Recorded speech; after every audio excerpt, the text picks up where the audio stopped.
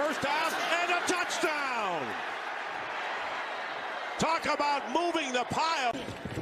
Montgomery running left. Cuts it in. Touchdown, Chicago.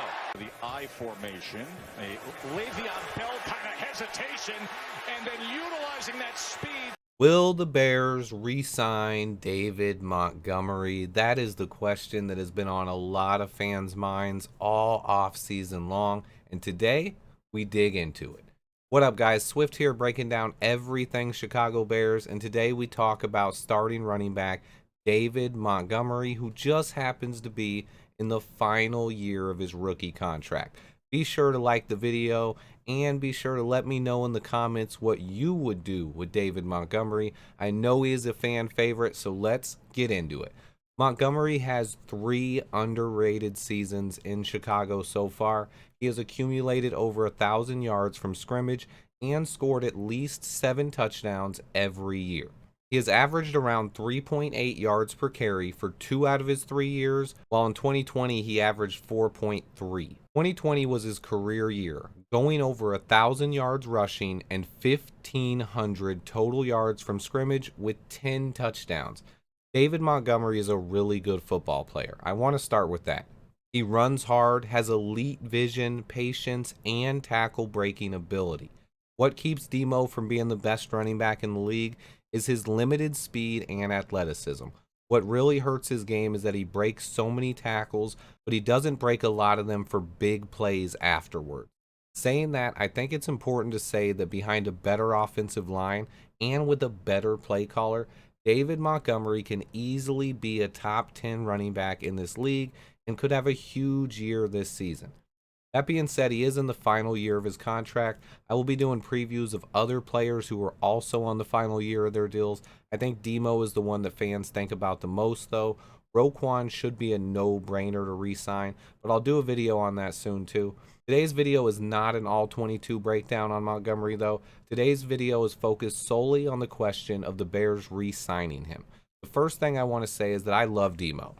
I love his attitude, his work ethic, his personality, everything. He is a hell of a player and one of my favorites on the Bears. That being said, this video could trigger some fans. I am generally against paying running backs. It's part of today's NFL. Running backs produce the most on their rookie contracts and tend to slow down during those big second contracts. Just look at Ezekiel Elliott if you want proof. Smart NFL teams let these running backs walk and replace them with younger options in the NFL draft. This is where it gets complicated for the Bears. We have second-year running back Khalil Herbert, who looked awesome filling in for Montgomery last year. His vision and burst were elite, and I believe that Herbert will be part of the rotation this year in what could be a dangerous 1-2 punch with Montgomery. Nobody wants to have the conversation about Herbert potentially being better than Montgomery, though. How possible is that? Well, I don't have a definitive answer yet, but I loved what I saw from Herbert on tape last year. I have this chart from Chicago Football Connection comparing Demo and Herbert from last year, and you can see yourself how impressive Khalil was in his rookie year. In order to break this down further, I will be doing all 22s on both players before the season starts, but that is beyond the question. Should the Bears re-sign Montgomery? So let's dig a little bit deeper. First, let's check some of the analytics and advanced stats. Demo is top 10 in the NFL in breaking tackles. He also has a really good elusive rating. He doesn't fumble and is great at picking up first downs. He also adds some value as a pass catcher out of the backfield. That part of his game continues to go underrated and underused. His only downside is his burst and breakaway speed. He did seem faster last year, though, so we'll see if that continues this season. Some of the reasons for re-signing Demo. He is a leader in the locker room. He is one of the hardest workers on the team. We have tons of cap space next season. He is one of the best running backs in the entire NFL at breaking tackles and getting yards after contact. He's also very underrated. We can also lean on Demo as Fields gets more comfortable for the next couple of years. Lastly, we also have tons of cap space the next 3-4 years. Some of the reasons against it. One would be the allocation of assets. Yes, we have a ton of cap space next year, but we will re-sign Roquan Smith, and most people expect Poles to make a couple of big-time splashes in free agency next year. Does Poles want to spend some of that money on re-signing a running back? Even if we lost Demo, we would still have Khalil Herbert, Preston Ebner, Darrington Evans, and Demontre Tuggle. Obviously, all those guys might not still be around next year, but at least Herbert and Ebner will. To me, I almost always would prefer to spend that money on the offensive or defensive line, bringing in a stud lineman or even a top tier wide receiver like DK Metcalf. Running back is the most undervalued position in the NFL, but it's for good reason.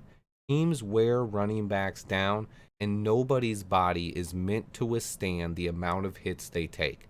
I love Demo, so I want him to get paid, especially as a former third-round pick. Montgomery deserves a nice payday. He fits the scheme we are going to run pretty well, and we should be a bit more committed to the run than we have been in either of his previous 3 seasons.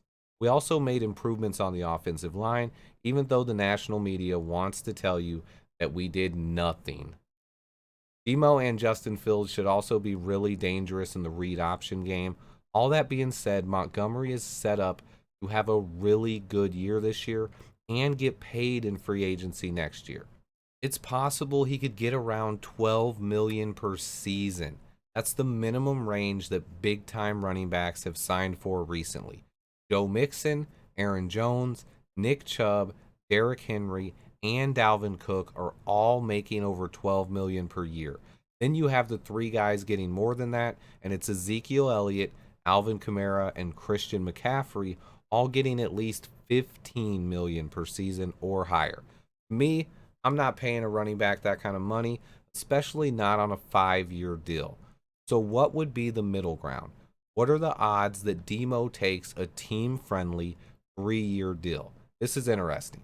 David Montgomery just turned 25 years old a couple of weeks ago, so he could sign a 3-year deal and then become a free agent again at age 28. Austin Eckler signed a 4-year, $24 million deal not that long ago, but is about to outplay that contract already. That deal's averaging about $6 million per season, only half of what the big-time guys are getting. Would Demo be willing to meet somewhere in the middle? What about a 3-year, $24 million contract? You could even go up to 26. 3 years, $26 million. To me, this fits perfectly. A little bit more than $8 million a season.